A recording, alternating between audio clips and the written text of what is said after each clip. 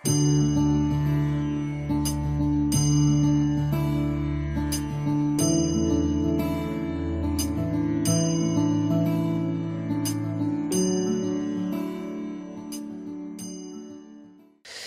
कृष्णा।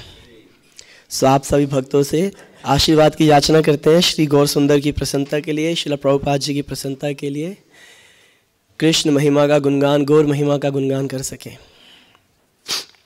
जैसा हमने बताया कि हम भी रात को 10:30 बजे कन्विंस हुए कि हमें इस प्रवचन देना होगा सुबह और मंदिर भी हम लेट ही आए, वापस रात में 11-12 बजे आए, परंतु फिर भी जो आज तक भक्तों से सुना है, पढ़ा है, उसके आधार पे और जो गुरु कृष्ण की कृपा से थॉट्स इकट्ठी हुई हैं, उनके आधार पे ये चर्चा करने का हम प्रयास करेंगे। तो आशा है श्रील प्रभुपाद हम पे कृपा करके हमारी वाणी को शास्त्रोक्त करें। तो पिछली बार चर्चा हुई थी, 32वें श्लोक तक चर्चा हुई थी और आज हमारा 33 से लेकर 39 तक चर्चा होगी। चैतन्य चरितामृत आदि लीला 13 अध्याय, टेक्स्ट नंबर 33 आदि 13-33 से चर्चा करेंगे। 39 ये है 39th वर्स। तो हमने देखा श्री इस अध्याय में विशेष घटना घट चुकी है। क्या सबसे विशेष घटना घटी है इस अध्याय में? महाप्रभु का आविर्भाव हुआ। पिछले से पिछले हफ्ते इसी विषय पे चर्चा हुई थी। फिर पिछले हफ्ते चर्चा हुई कि महाप्रभु आविर्भूत तो हुए, पर आविर्भूत होने के बाद किस चीज के साथ आए और किस पर्पस से आए। तो उसमें सबसे मुख्य पर्पस जो बताया गया क्या आया कि उन्होंने क्या किया, विशेष रूप से नगर नगर भ्रमे कीर्तन करिया, भाषा इला त्रिभुवन प्रेम भक्ति दिया। नगर नगर में घूम घूम करके क्या कर रहे थे? कीर्तन कर रहे थे और पूरे तीनों भुवनों को, तीनों लोकों को प्रेम भक्ति से डुबो रहे थे। तो आज हम 33वें श्लोक से चर्चा करेंगे। 13 आदि लीला अध्याय 13 श्लोक संख्या, प्यार संख्या 33। इस प्यार को हम पढ़ेंगे बड़े प्यार से।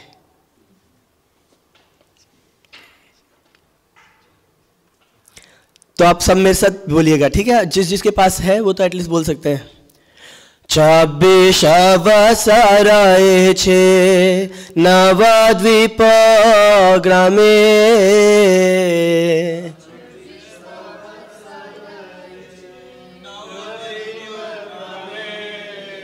लेओ आइला सर्वलोके कृष्ण प्रेम नामे।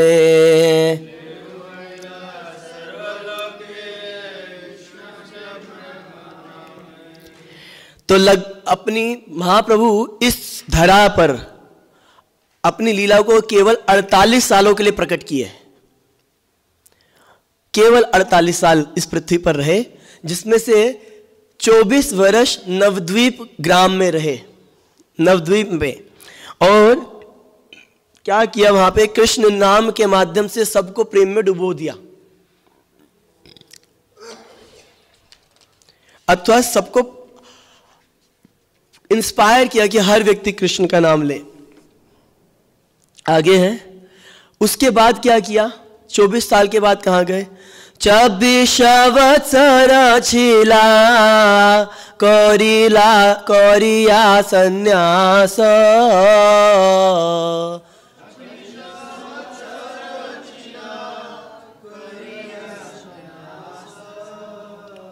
भक्तगण लैया कैला नीलाचले वास।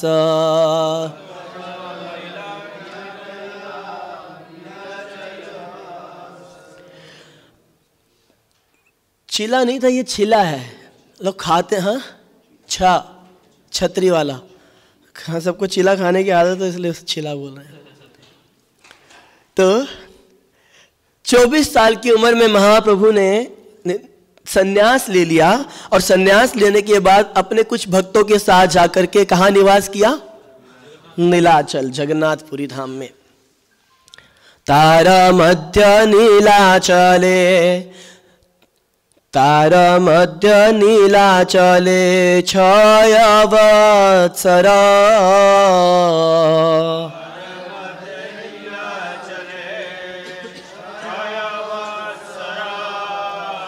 नृत्य गीता प्रेम भक्ति दान निरंतर।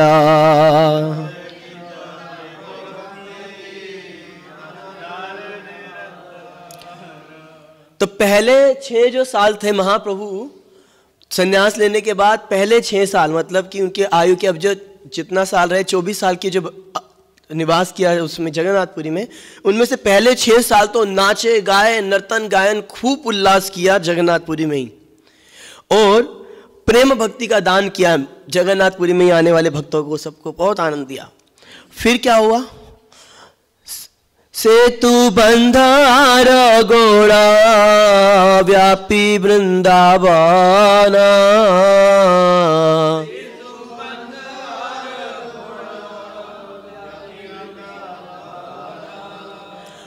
प्रेम नाम प्रचाया करिला भ्रमण।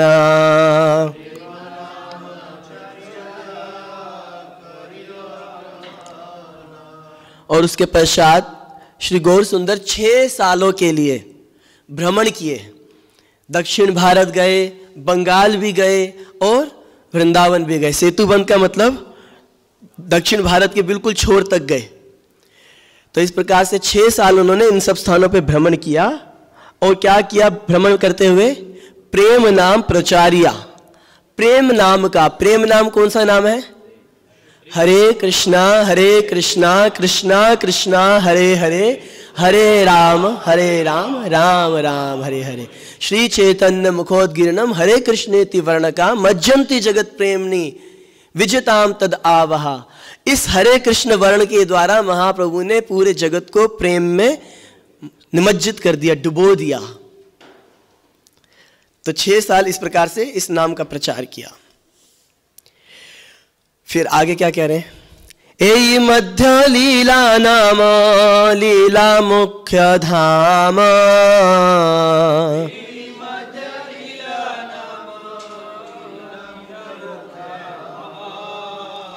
शेष 18 वर्ष अंतलीला नाम।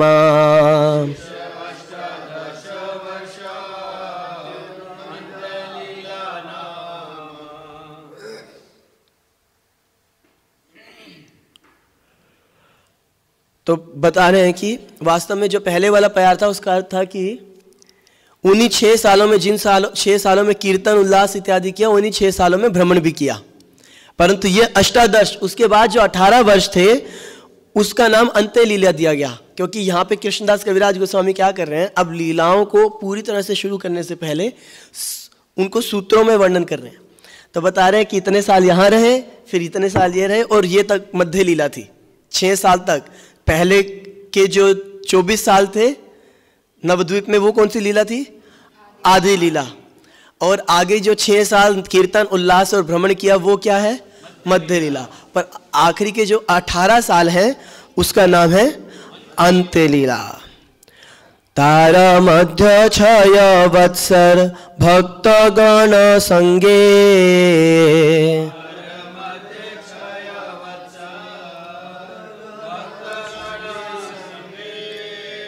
प्रेम भक्ति लेवो यला नृत्य गीत रंगे।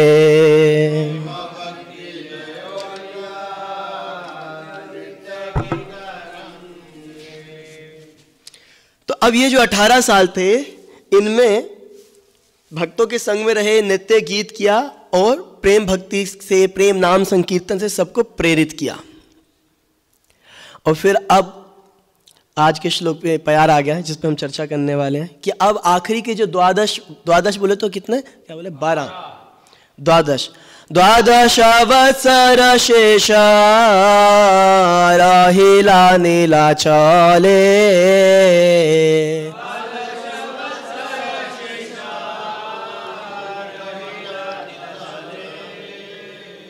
प्रेमावस्था शिखाइला स्वादाना छारे।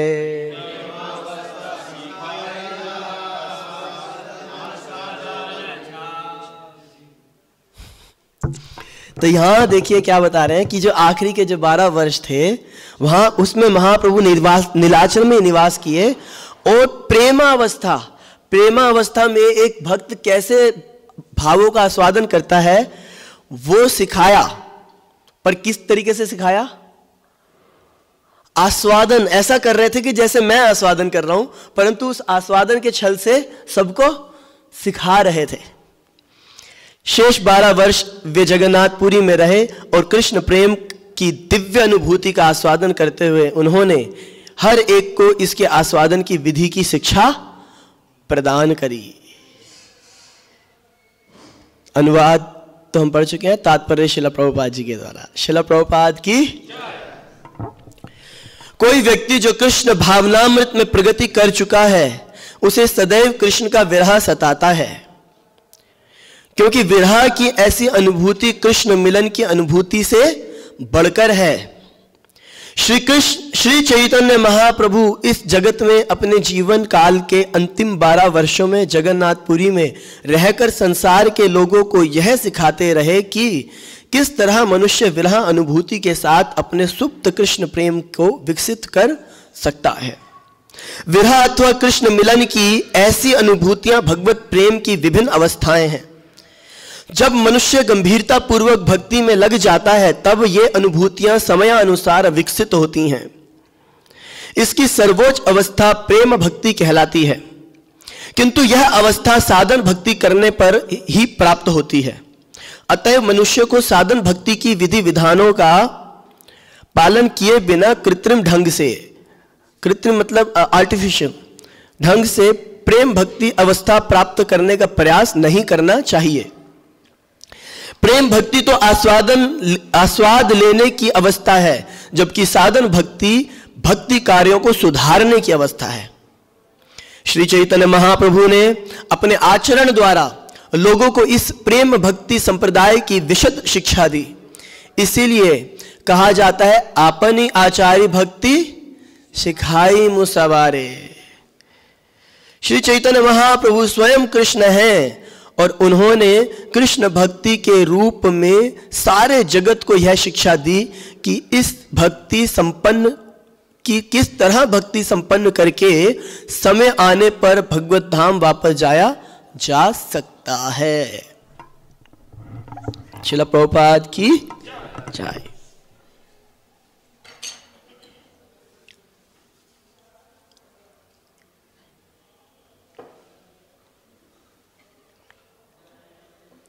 अनुवाद जो प्रभुपाद जी का तात्पर्य है बड़ा ही महत्वपूर्ण, सुंदर और गूढ़ अर्थों से भरा हुआ है। उससे पहले हम थोड़ा सा प्यार पे ध्यान देंगे कि जनरली हम इस बात को कई बार बोलते हैं कि महाप्रभु ने अवतार किस लिए लिया? प्रेम दान करने के लिए। इसको हम बोलते हैं सेकेंडरी रीजन। प्राइमरी रीजन किसको बोलते हैं हम? आस्वादन करने के लिए। आज तक यही सुना हमने, कृष्णदास कविराज गोस्वामी यही बोले, परंतु अपनी ही बातों में आगे जाकर के कुछ अंदर के रहस्य बता रहे हैं।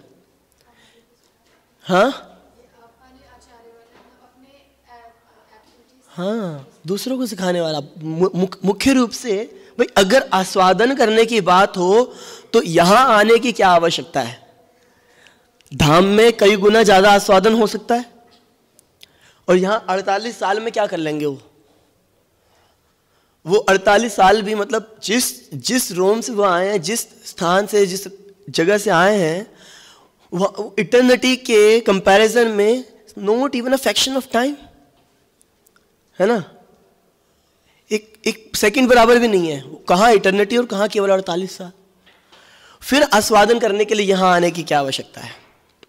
पर अगर बोलेंगे जी नहीं जी हम तो आपको प्रचार करने के लिए आए हैं, तो लोग कहेंगे लो पहले गीता बोलने आए तो फिर आ गए, तो भगवान के रूप में आएंगे तो गड़बड़ हो जाएगी। देख लिया कई बार भगवान के रूप में आके कई बार आए भगवान के रूप में, चीर फाड़ कर दी, तीर चला दिए, आदर्श जीवन जी के दिखा दिया कि भगवान कैसे रहते हैं, है ना। रहे भगवान आदर्श के साथ पर कि देखो मैं भगवान होकर के भी ऐसे आदर्श से रह रहा हूं, नहीं बनी बात। चीर फाड़ कर दी नरसिम्हा अवतार में आके, नहीं बनी बात। राम जी के रूप में राजा बन गए, नहीं बनी। ब्राह्मण बन करके दिखा दिया कि देखो मैं छल भी कर सकता हूं अगर तुम नहीं मानोगे तो, नहीं बनी बात। भगवान ने कहा बड़े ही मतलब अड़ियल टाइप के लोग हैं ये, और अहंकार तो इतना भरा हुआ है, मैं जैसे कहूंगा मैं भगवान हूं कहेंगे फिर लो फिर आ गया। मतलब क्या करें क्या करें। जैसे मेरे को कई बार ऐसा अनुभव होता है कि ये प्रभु जी तो यही बोलेंगे मंदिर बनवा दो, इसलिए मैं सोचता हूँ कोई और क्यों नहीं बोलता, कोई और बोले किसी की बात मान लेंगे, हम तो भगवान की तरह दूसरा अवतार ले नहीं पाएंगे। तो भगवान ने कहा कुछ तो ऐसा करना पड़ेगा, इनको ऐसा लगे कि मैं इन्हीं के बीच का व्यक्ति हूँ और फिर मैं कुछ बोलूँगा तो मान लेंगे। बोले इनके बीच में कैसे, बोले मेरे को तो फिर मनुष्य भक्त बनना पड़ेगा, भगवान की आइडेंटिटी छुपानी पड़ेगी अपनी। तो फिर ये चैतन्य महाप्रभु के रूप में आए। उस समय अगर कोई इनको बोलता कि आप साक्षात कृष्ण, कहते विष्णु विष्णु विष्णु विष्णु विष्णु, क्या बोल रहे हो तुम। तो भगवान ने सोचा वैसा करना पड़ेगा, परंतु अब आस्वादन के छल से करना क्या चाहते हैं, आस्वादन के छल से हमारे को भक्ति का दान देना चाहते हैं, दिखा रहे हैं कि भक्ति की कैसे जाती है ना। वो बता भी दिया है कि भक्ति कैसे की जाती है, नाम कीर्तन के द्वारा, हरि कथा श्रवण के द्वारा। और फिर इन हरि कथा का श्रवण और नाम से जो हृदय में स्मरण जागृत होगा, उस स्मरण से फिर कृष्ण का भजन किया जाता है ना। भक्ति सिद्धांत शिला भक्ति सिद्धांत सरस्वती ठाकुर कहते हैं, कीर्तन प्रभावे यदि स्मरण हईवे से काले भजन निर्जन संभव। जब किसी के कोई व्यक्ति बहुत अच्छे से श्रवण करेगा, गंभीरता से श्रवण करेगा और हरिनाम संकीर्तन करेगा, और इसके प्रभाव से जब उसके हृदय में स्मरण हो जाएगा, शुरू कांस्टेंट स्मृति हो जाएगी, क्या नाम है, क्या बोलेंगे, नहीं कांस्टेंट को क्या बोलेंगे, हाँ निरंतर अनुक्षण स्मृति बन जाएगी जब हृदय के अंदर, तब क्या होगा, तब कोई व्यक्ति कहीं अकेला भी रह जाए जा करके फिर वो भजन कर सकता है असली में। तो वो सिखाया महाप्रभु ने, है ना। जब उनके आने के कारण बता रहे हैं तो तब भी यही बता रहे हैं, किस लिए आए यहां पर, राग मार्ग भक्ति लोके करिते प्रचारण,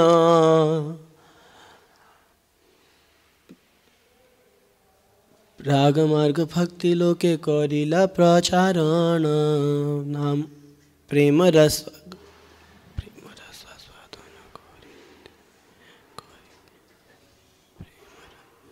प्रेम रस निर्यास करिते आस्वादन, राग माग भक्ति लोके करित प्रचारण।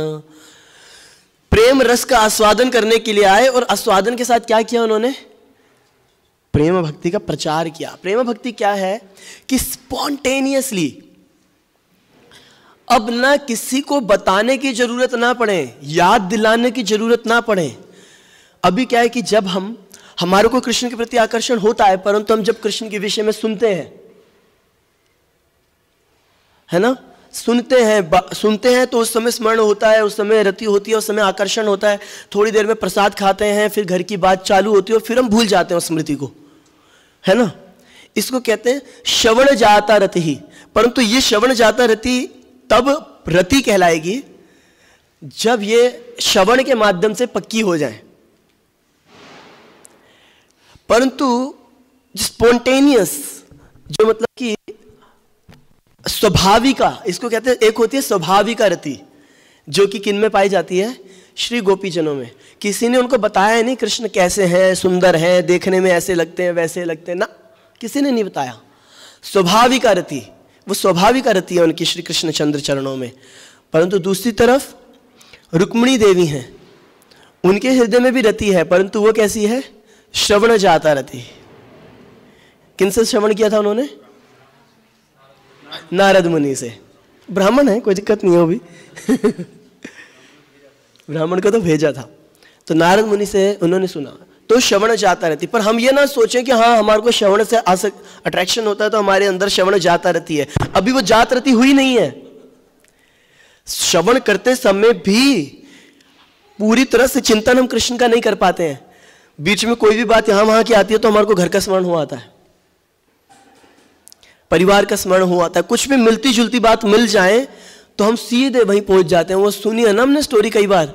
वो जब एक बार एक साधु कथा कर रहा था तो वहां पे एक लड़की रोने लग गई। तो रोने लग गई, साधु ने बोला इसी को देखो भाव जागृत हो रहा है। उससे पूछा क्यों, क्या हुआ तुझे?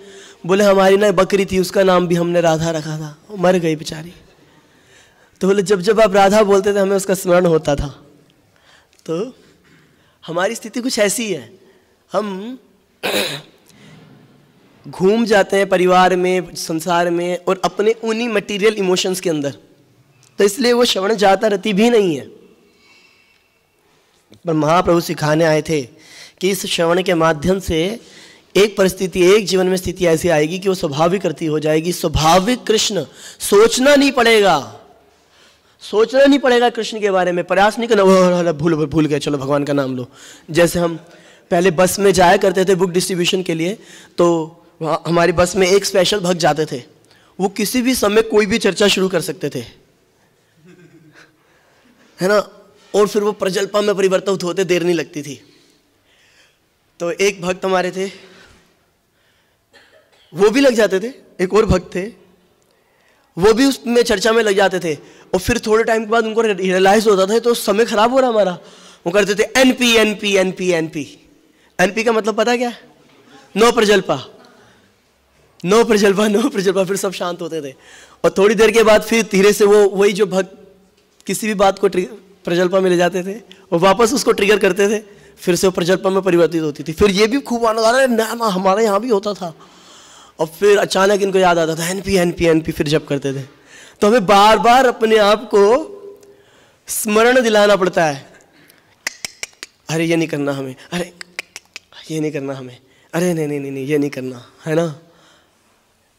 स्मरण दिलाना पड़ता है। हमारे को अनुक्षण आवश्यकता है सुनते रहने की, है ना। जैसे उसमें महाराज भरत बोल रहे हैं, महाराज भरत बोल रहे हैं या ऋषभदेव जी बोल रहे हैं, कह रहे हैं कि जहां पे भगवान की कथाएं निरंतर हो रही हैं, यत्र उत्तम श्लोक गुणानुवादा प्रसूयते ग्राम्य कथा विघाता। ग्राम्य कथा का नाश करने के लिए हमारे को निरंतर हरि कथा करनी पड़ेगी और कोई ऑप्शन नहीं है। अगर हम हरि कथा नहीं कर रहे, हरि के विषय में चर्चा नहीं कर रहे, निश्चित रूप से हम माया की चर्चा करेंगे ही करेंगे और कोई ऑप्शन नहीं है। प्रसूयते ग्राम्य, इसलिए हमारे को बार बार हरि कथा करने की आवश्यकता पड़ती है, रिमाइंड कराने की आवश्यकता पड़ती है अपने आप को। परंतु फिर स्वाभाविक की स्थिति क्या होती है, जो महाप्रभु हमारे को देना चाहते थे कि ऐसा करते करते, श्रवण करते करते, हरि नाम लेते लेते ऐसी स्थिति आ जाए कि श्रवण करना ना पड़े, बोलना ना पड़े, किसी को बताना ना पड़े, फिर भी हमारे हृदय के अंदर निरंतर कृष्ण की अनुस्मृति बनी चली जाए। बल्कि जब गृह कार्य करने की आवश्यकता हो तो भगवान से प्रार्थना करनी पड़े, है प्रभु थोड़ी देर के लिए भूल जाओ, नहीं तो फिर कोई गड़बड़ हो जाएगी। जैसे गोपी गई कुएं पे जल भरने के लिए, और अब तो वो कृष्ण का स्मरण कर रही थी, निकाला उसने रस्सा, बाल्टी में बांधने की बजाय बांध दिया गले में साथ में बच्चे के, और वो डालने वाली थी और बच्चा उसका नहीं था, वो अपने भाई के बच्चे, अपनी भाभी के बच्चे को, बोला हाँ भाई का नहीं, भाई नहीं, जेठ, जेठ को क्या, जेठ की पत्नी जेठानी, अपने जेठानी के बच्चे को लाई थी, अपने जेठानी के बच्चे बांध दिया और डालने वाली थी। लोगों ने पकड़ा, अरे क्या कर रही है, अरे क्या कर रही है, जन्म जली।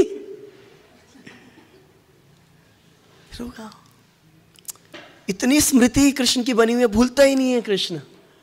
चलते फिरते देखते जहां देखे उनको कुछ दिखाई नहीं देता है।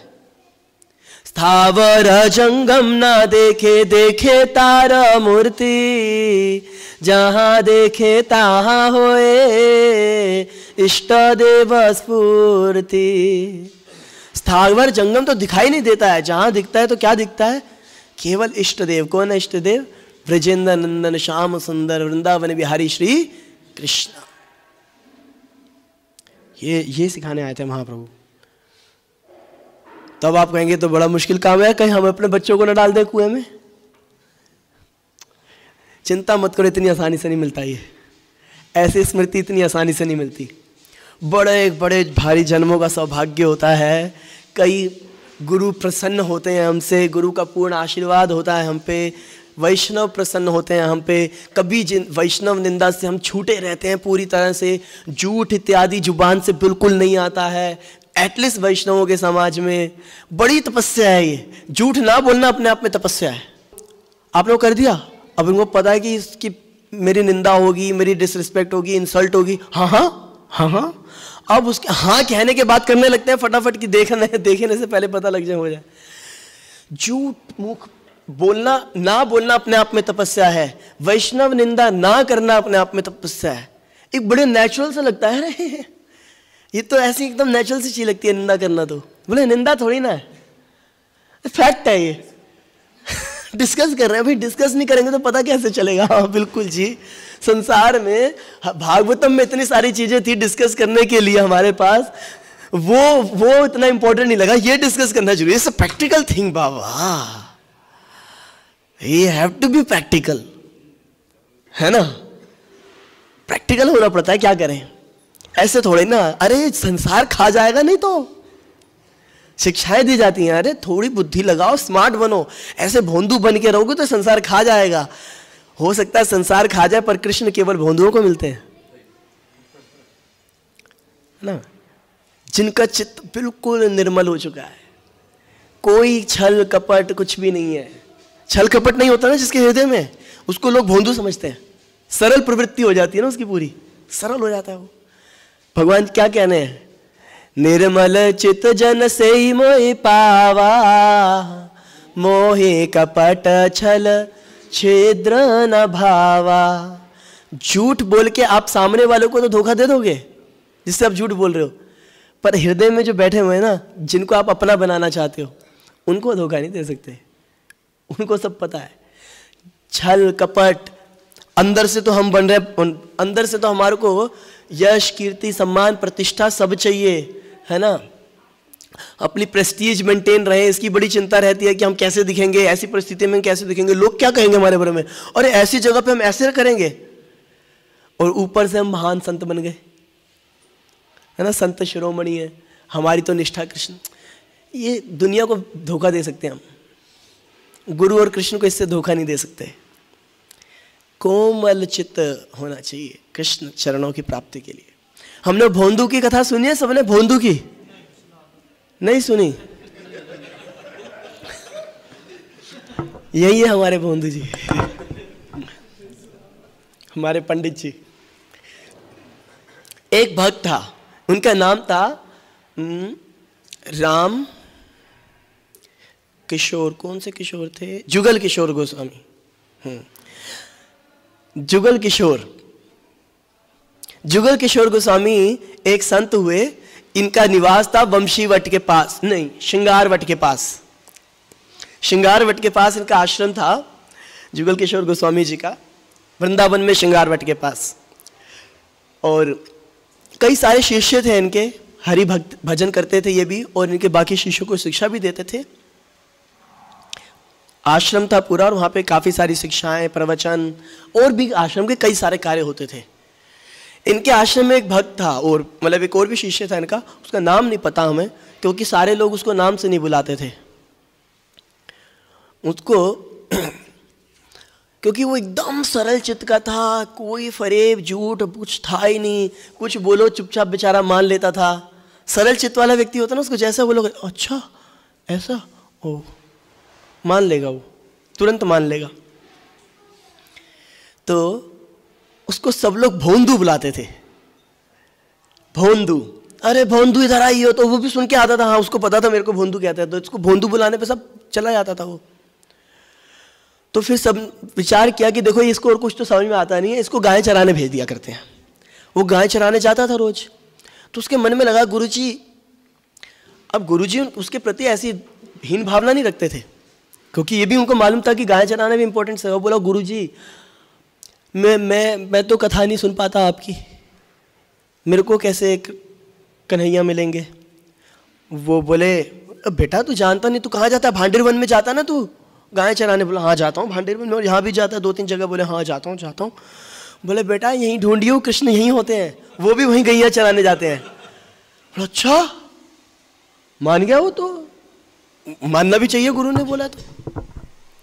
अब रोज अपना वो जाए गैया चराने, गैया चराए इधर, तो गाय उसकी चल रही हो तो चिल्लाता कन्हैया कन्हैया, कृष्ण कृष्ण, रोज जाकर के इस प्रकार से चिल्लाता।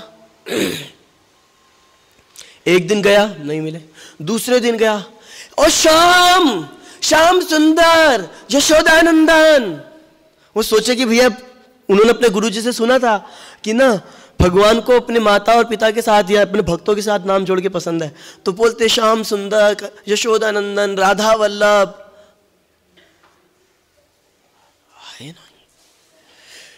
रोज जाके चिल्लाना, हृदय उनका दुखी होने लग गया। उन्होंने खाना पीना छोड़ दिया। बोले बताओ कितनी दुख की बात है, मैं भी यहीं गाय चराता हूँ, वो भी यहीं गाय चराते हैं, पर मेरे को मिलता ही नहीं। कितना ढूंढ लिया मैंने। उनका दिल ना बस अब भर आया कि अब कैसे चलेगा मेरा जीवन। एक दिन उन्होंने सोचा कि अब तो ना मुझे प्राण ही त्याग देनी चाहिए, क्योंकि कई दिनों से कुछ खा भी नहीं रहे थे दुख के मारे। ऐसा नहीं है कि तपस्या कर रहे थे, वो त्याग दिया। इतना हृदय में दुख हो गया, खाना पीना अच्छा नहीं लगता था। ये सोचते थे बताओ यहीं कृष्ण भी आते हैं, यहीं मैं भी आता हूं, पर फिर नहीं मिल पाते हम। तब शरीर उनका जर्जर सा होने लगा, रोने लगे, वो तड़पने लगे। अब बैठे थे वहां पे, रोए जा रहे बैठ के कि क्या मेरा जीवन है, यहीं कृष्ण यहीं मैं, पर हम मिलते नहीं है।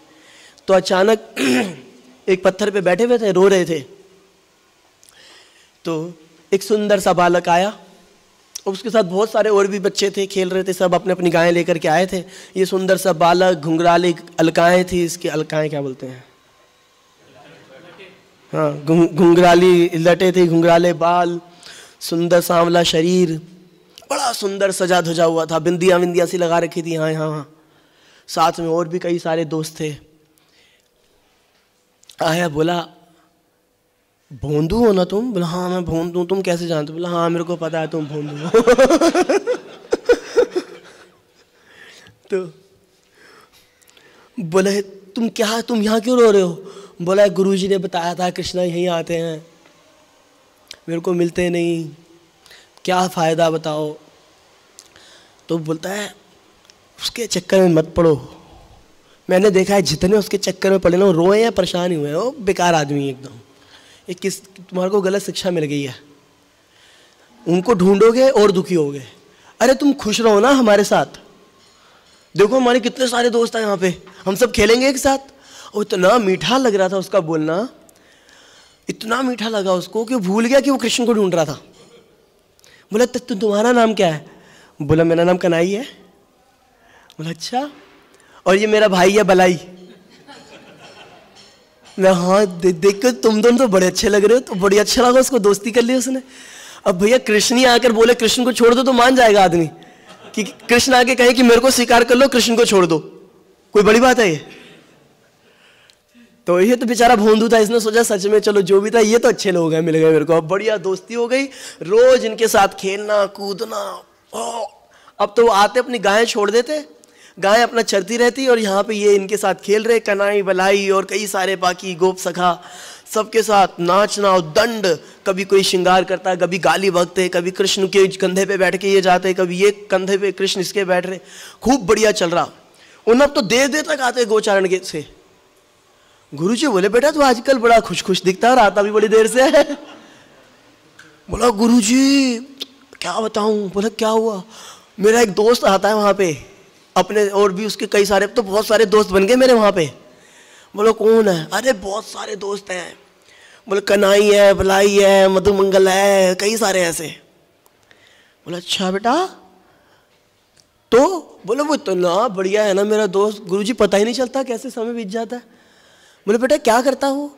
अरे क्या नहीं करता गुरुजी, वो गुरुजी बताऊं आपको, हम पहले ना गैया को जब चराने के लिए दूर दूर से लेके जाना पड़ता था हमें, जो पुलिया बन रही थी उस पे से। बोले अब क्या करते हो फिर? बोले जब हमें गैया को जमुना पार करानी होती है वो बंसी बजाता है, जमुना जो रुक जाती है उस पे से गैया चल जाती है। बोले क्या? अब उनको ये पता था ये भोंदू है, ये झूठ नहीं बोलेगा, ये सरल है चित्त का, ये झूठ बोलेगा नहीं। बोले गाय चल जाती है जमुना जी पे? बोला हाँ। वो क्या भैया गुरुजी कुछ करना ही नहीं पड़ता, जब हमें चलना होता है गैया भी नहीं ढूंढनी पड़ती, हम तो खेलते रहते हैं। वो बस बंसी बजाता है, सारी गैया आ जाती है वहीं पर, फिर वो अपनी गैया ले जाता है, मैं अपनी गैया ले आता हूँ। अरे बाप रे बाप। बोले कैसा दिखता है? अरे गुरुजी क्या बताऊं, इतनी बड़ी बड़ी आंखें हैं उसकी, यहाँ तक आंखें हैं गुरुजी उसकी, बहुत बड़ी बड़ी आंखें हैं। और अरे गुरुजी घुंघराले बाल हैं, वो ऐसे कपड़े पहनता है, ऐसा रखता है, वो ऐसा चलता है, जब चलता है तो ऐसा लगता है नाच रहा है। गुरुजी बोले बेटा, अब वो तो समझ गए कौन है ये, और वो ये भी मान गए कि ये भोंदू झूठ बोल नहीं रहे, और भगवान ने इस पे कृपा कर दी इसकी सरलता देके। गुरुजी तो जानते थे ना शास्त्रों को। बोले बेटा एक काम करना, कल उनको यहां बुलाओ प्रीति भोज के लिए, सबको यहीं भोजन कराते हैं हम, तो आ जाएंगे। बोलो क्यों नहीं आएंगे, दोस्त है मेरे, एक बार बोलूंगा सब भागते भागते आएंगे, खाने के लिए कौन नहीं आएगा। तो अब अगले दिन मिले कृष्ण और सारे सब लोग मिले, तो बोले कन्हैया आज यहां पे हम कोई भोजन नहीं करेंगे, आज हम सब चलेंगे गुरुजी के आश्रम में, हरि बोल। कृष्ण ने कुछ रिस्पॉन्ड नहीं किया। बोले क्या हुआ? बोले हम सब आज, अरे क्या हुआ, चलो आज गुरुजी ने बुलाया, पता है गुरुजी है वो मेरे। तो वो बोले नहीं बाद में देखेंगे, कभी चल लेंगे। बोले पागलो, गुरुजी की आज्ञा का उल्लंघन नहीं होता है, आज गुरुजी ने बोला है प्रीति भोज के लिए। सरल हृदय है ना इसका तो बेचारे का। तो बड़ा ये बोलता जा रहा था, फिर भगवान को लगा कि देखो इसको बोलना ही पड़ेगा। बोले देख भोंदू, अपने गुरुजी को बोल देना कि इस जीवन में वो मेरे ना दर्शन नहीं कर पाएंगे। बोला क्या दिमाग ठीक है तुम्हारा, गुरुजी को ऐसे बोलोगे? तो बोले नहीं देख हम कन्हई भोंदू मुश्किल होगा। बैठा वो जाकर के साइड पे एक पेड़ के पास बैठ गया, जोर जोर से रोने लगा। उसको लगा मैं बताओ गुरुजी को क्या जवाब दूंगा, इसने ऐसा बोल दिया, बताओ मैं तो बोला था सबको लेके आऊँगा। तो कृष्ण बड़े प्रेम से आए, भोंदू सुनो। कह रहे नहीं सुनना, हट जाओ, दूर हो जाओ मुझसे। तो बोले भोंदू सुनो तो सही। बोला अपनी गाय अलग कर लो मेरी गाय से। दोस्ती खत्म, गुरुजी के साथ नहीं मारोगे तो दोस्ती खत्म। तो अब कृष्ण के पास तो रहा नहीं, कृष्ण जमीन पे गिर गए। बोले भोंदू सुन तो लो। बोले क्या? बोले मैं यही कह रहा हूं कि आज बलाई का जन्मदिन है, उसको घर भेज देते हैं, हम लोग चलते हैं फिर सब। कुछ तो बहाना मारना था भगवान को। बोले चलो ठीक है, फिर मान गए। और इस तरीके से वो भोंदू अपनी सरलता से और गुरु की आज्ञा पे निष्ठा से, सरलता थी तभी गुरु की आज्ञा का यथारूप पालन कर पाया, उनकी बात पे निष्ठा रख पाया। अपनी सरलता से, निर्मल मन से उसने कृष्ण को पा नहीं लिया, केवल जो उसके गुरुदेव को दर्शन नहीं होने थे उनको भी दर्शन करा दिया। अकेले कृष्ण के नहीं, सारे गोप सखाओं के साथ गुरुजी भी जो है कृतार्थ हो गए। तो जब हमारा सरल चित्त होगा ना तो कृष्ण के चित्त को आकर्षित करना आसान हो जाएगा। और अगर कपट भरा हुआ अंदर, बड़ा मुश्किल है। तो हम ये बता रहे थे कि ये स्थिति प्राप्त करना, हम चिंता ना करें कि हमारी स्थिति क्या होगी, घर परिवार से दूर ना हो जाए, कहीं हम इतना प्रेम कृष्ण से हो गया तो गड़बड़ ना हो जाए। नहीं होगा इतना प्रेम, क्योंकि हम इतने सरल हैं नहीं। चिंता मत करो, बड़ा प्रयास करना पड़ेगा, बड़ी प्रार्थनाएं करनी पड़ेंगी, है ना, और बड़ा ही विरह का अनुभव करना पड़ेगा। यहाँ तो लोग ऐसे झूठे मक्कार है ना, एक नंबर के, गा देते हैं पब्लिक के सामने, वो भी झूठ पब्लिक के सामने गाते हैं, वो भी झूठ। यहाँ पे हम बात कर रहे हैं विरह की, वो पब्लिक के सामने क्या गाते हैं? रात शाम सपने में आए, मेरी बहिया कर गई चारा, शाम जब मेरी बहिया पकड़ी, बहिया कर गई चारा। अबे झूठे मक्कार ढोंगी, अगर कृष्ण तेरे सपने में आया तो तू यहां पे आ रहा रा कर रहा होता। झूठे हैं, मक्कार है लोग, नाम में रति नहीं है। बोलते प्रभु जी आजकल तो जब बहुत बढ़िया हो रहा है। संसार जो है ना ऐसे दुष्टता से भरा हुआ है, तो जब तक हृदय को बिल्कुल निर्मल ना कर लें और साथ साथ में ये बोलने की बजाय कि हाँ हमने कृष्ण से मिला है, विरह की तीव्र वेदना जागृत करनी पड़ेगी। विरह वेदना,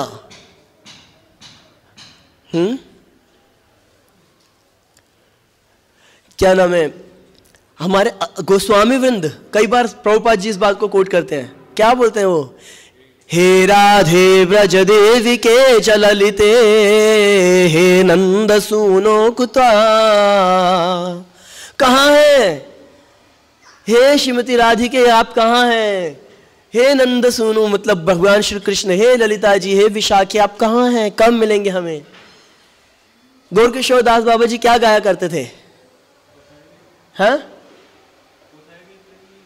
हाँ, कोथाई को प्रेमा मई राधे राधे, कोथाई को कहाँ गई है प्रेममयी श्रीमती राधिके, कहाँ गई? कब मिलेंगे हमें? एक बार डाके श्याम कुंडे राधे राधे, मैंने राधा श्याम कुंड पे ढूंढा, एक बार डाके राधा कुंडे, वहां भी बुलाया, नवदीप में बुलाया, यहाँ बुलाया, वहां बुलाया, कहाँ गए आप? ये नहीं बोल रहे हमें मिल गए। विरह की वेदना, विरह की वेदना, जब तक विरह नहीं होगा, वास्तव में विरह का जो आनंद है ना वो बहुत सुखदाई है। विरह का जो दुख है वो संसार के कई सारे सुखों से कई गुना ज्यादा सुखदाई है, पर है वो दुख। और वो दुख कैसा होता है? जिसके हृदय में तीव्र वेदना, भगवान के प्रति प्रेम, जैसे गोपियां हैं, जो एक क्षण अगर वो कृष्ण से नहीं मिलती तो उनको जो कष्ट होता है विरह में, वो कैसा कष्ट होता है कि सारी सृष्टि के पाप को इकट्ठा कर लिया जाए। सारे सृष्टि के पाप को इकट्ठा करके, उससे पाप से क्या मिलता है? कष्ट मिलता है ना। सारी सृष्टि के पाप को इकट्ठा करके एक आदमी पे डालो तो जो कष्ट मिलेगा, वो कष्ट उनको केवल 1 सेकंड कृष्ण के विरह में मिल जाता है। परंतु फिर भी वो विरह इतना रसमय लगता है उनको कि उसको छोड़ना नहीं चाहती, वो दुखी रहने को तैयार है कृष्ण के लिए। ये गोपियों का स्थिति है। चली जाती मथुरा, कौन रोका था उनको? चली जाती द्वारका, बोलना वहां कृष्ण को राजवेश में देखने से अच्छा तो यहां पे उनके विरह में मर जाएं, है ना। ना विना विप्रलंभेन संभोगम पुष्टिमश्नुते। अरे भगवान से अगर कोई मिल भी जाए तो उसका रसास्वादन वो तब कर पाएगा जब उसने विरह का अनुभव किया होगा। विरह भी कई प्रकार के होते हैं, परंतु हम एक ही प्रकार के विरह का अनुभव कर सकते हैं कि भगवान के विषय में सुन करके ये विचार करते रहें कि अब तो मेरा जीवन बीता चला जा रहा है, अब तो मेरा जीवन बीता चला जा रहा है, कब मिलेंगे कृष्ण? अब तो मेरा जीवन बीता चला जा रहा है, कब मिलेंगे कृष्ण? कब मिलेंगे? कब मिलेंगे? है ना। हम छोटे थे, हम एक गीत सुनते थे, बड़ा अच्छा था वो। उसमें कोई भी फालतू भर की चीज़ नहीं थी, किसी संत का लिखा हुआ था, राम कोई संत थे, रामदेव करके कोई संत थे, ये रामदेव जी नहीं, दूसरे। तो सुंदर सा गीत था वो। जीवन के दिन अब बीत गए, पर आए मिले घन श्याम नहीं। मेरे जीवन के दिन तो बीतते चले जा रहे हैं। एक एक क्षण ये सोचना चाहिए मन में, हे भगवान, मेरे जीवन के क्षण, दिन दिन क्षण क्षण करके, पल पल करके मेरा जीवन बीतता चला जाया है। आयुर्हरति वही पुंसा मुद्दे नस्तो सजन्नसो। सूर्य उदय होने और अस्त होने के साथ साथ हमारी आयु का हरण करता चला जा रहा है। ये जीवन नष्ट होता जा रहा है, ना जाने अगला जीवन क्या होने वाला है।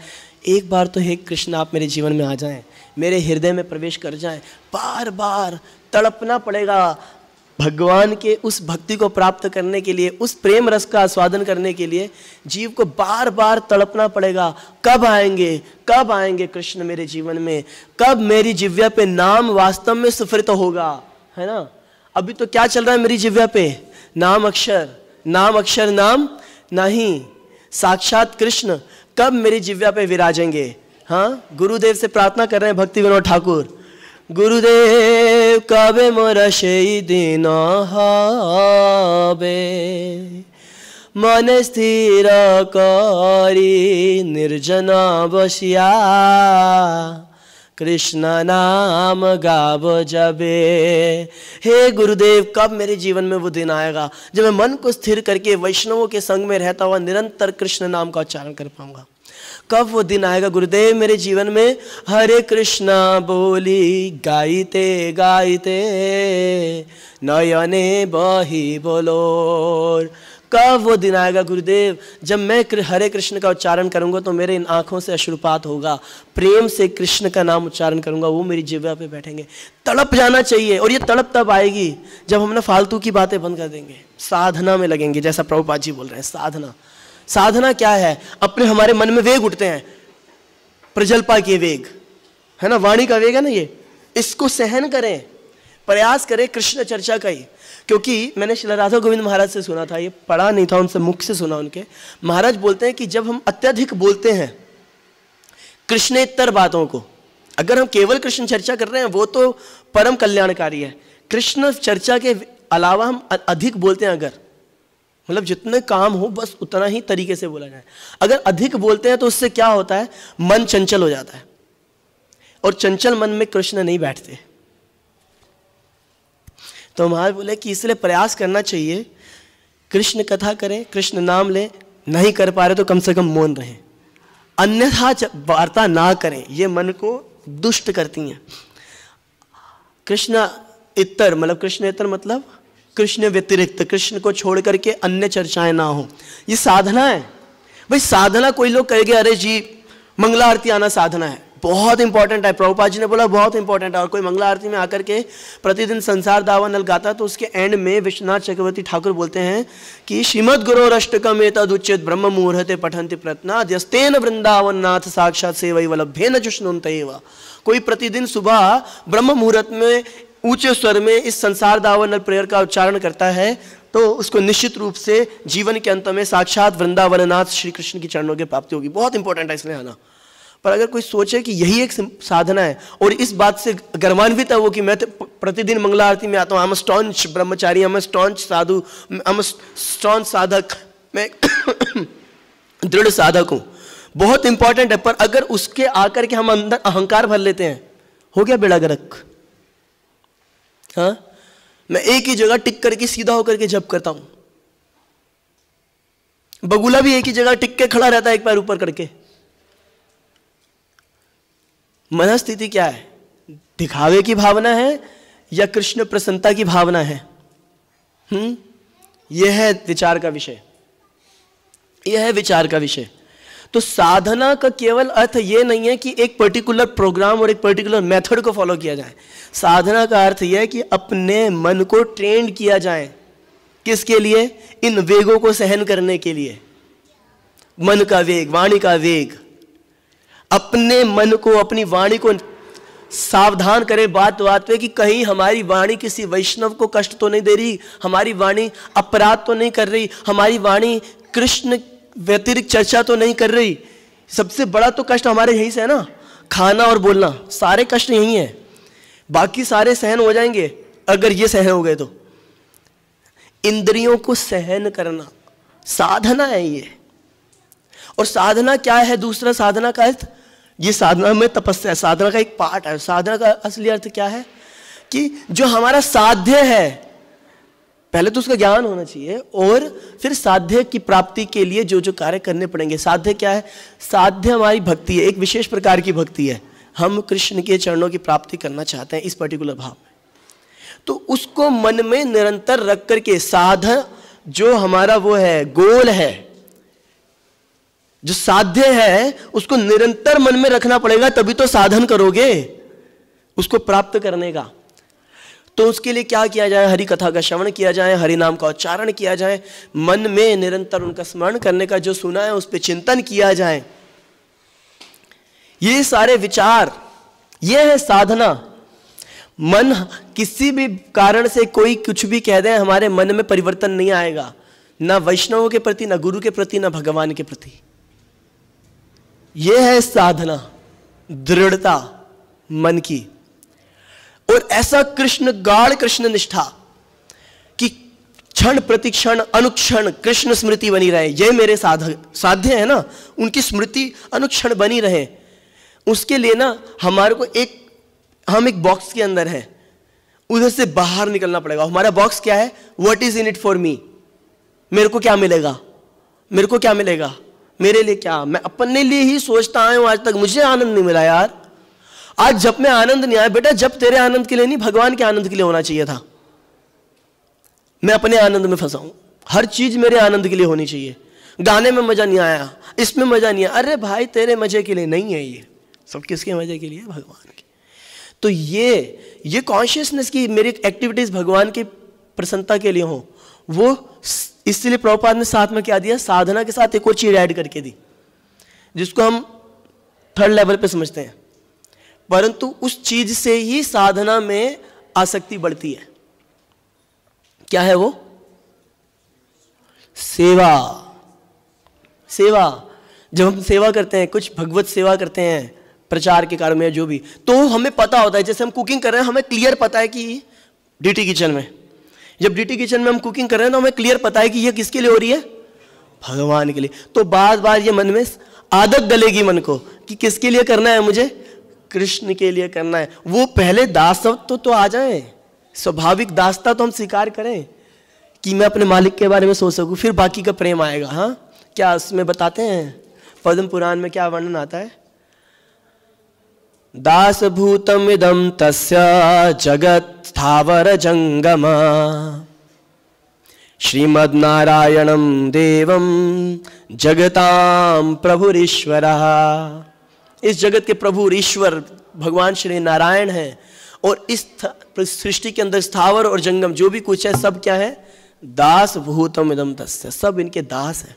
सेवा करेंगे, और सेवा भी कैसे? गुरु कृष्ण के निर्देश में, शास्त्रों के निर्देश में, परंपरा। हमारे परिप्रेक्ष्य में देखा जाए तो प्रभुपाद जी ने जो हमारे लिए स्टैंडर्ड्स बनाए हैं, जो अथॉरिटी सिस्टम बनाया है, इसके परिप्रेक्ष्य में उनके द्वारा दी हुई सेवाएं, गुरु के द्वारा दी हुई सेवाएं, हमारे जो लोकल अथॉरिटीज़ हैं उनके द्वारा दी हुई सेवाएं। अथॉरिटीज़ तो ये शब्द ठोक दिया गया है, नहीं तो बोला जाए कि जो लोकल, जो हमारे को गाइड करने के लिए हैं, यहाँ पर लोकल फैसिलिटेटर शब्द ज़्यादा अच्छा होगा।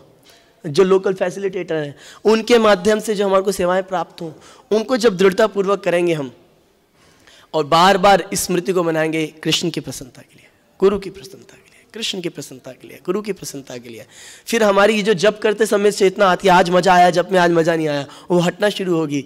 तब हमारे को आने लगेगा ये मन में कि मेरे जप से कृष्ण को आनंद हो रहा है या नहीं हो रहा, मेरे जप से कृष्ण को आनंद हो रहा है या नहीं हो रहा। और जब ऐसी स्थिति अनुक्षण बनी रहेगी, हमेशा बनी रहेगी, तब क्या होगी? इस प्रेम भक्ति तो आस्वादन के लिए जो बोल रहे हैं, तब उस प्रेम भक्ति रस का आस्वादन शुरू होगा। जबकि हम आस्वादन करना नहीं चाहेंगे, फिर भी आस्वादन हो उठेगा स्वाभाविक रूप से। जैसे अगर कोई व्यक्ति भोजन भगवान के लिए भी बनाया तो बाद में आस्वादन तो करेगा ना प्रसाद का। तो इस प्रकार से हम फिर असली रस को आस्वादन कर पाएंगे, जिसके अंदर कोई छल कपट द्वेष नहीं होगा। हरे कृष्ण। तो महाप्रभु हमें यह सिखाने आए थे अपने आचरण से। श्रील प्रभुपाद की। किसी का कोई प्रश्न?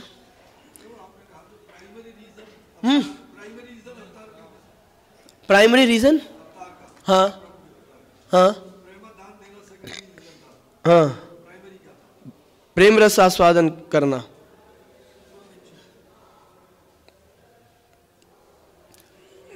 जी, प्राण जीवन प्रभु बोलिए।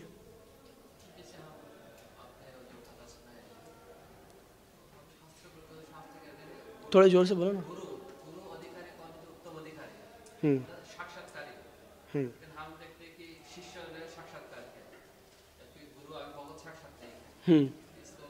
हरे कृष्ण। इनका प्रश्न है कि भैया देखो, गुरु ज्यादा उत्तम होता है, गुरु ज्यादा उत्तम होता है, और पर यहां हम क्या देख रहे हैं कि शिष्य ने पहले साक्षात्कार किया और गुरु बाद में कर रहा है। ये तो बड़ी अजीब सी बात लगी। ऐसा हो सकता है, एक्सेप्शनल मतलब कुछ अपवाद होते हैं। श्रीमद् भागवतम चतुर्थ स्कंद, जब ध्रुव महाराज विमान पे आरूढ़ होकर के चलने लगे हैं द्वार अपना वैकुंठ की तरफ, तब वो अपनी माता के बारे में पूछ रहे हैं। तो उनको बताया जा रहा है कि आपकी माता पहले ही आगे जा चुकी हैं। तो प्रभुपाद जी वहां कमेंट कर रहे हैं कि देखो इसकी माता ने वैसी कोई दृढ़ भक्ति नहीं करी थी जैसी ध्रुव ने करी थी, पर क्योंकि ध्रुव को इसने गाइड किया था इसलिए उसके प्रभाव से इसको भी भगवान का धाम मिल रहा है।